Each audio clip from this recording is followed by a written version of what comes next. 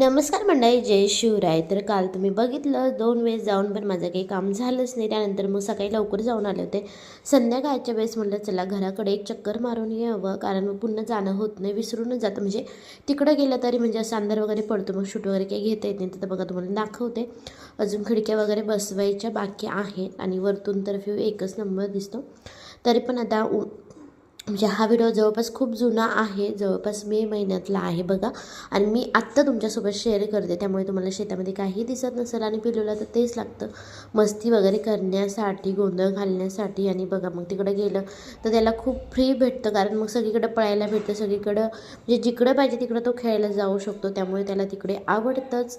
तर म्हटलं चला थोडंसं फिरून येऊया. आणि माझे व्हिडिओ खूपच लेट झालेले, खूप जुने व्हिडिओ मी तुमच्यासोबत शेअर करते आहे.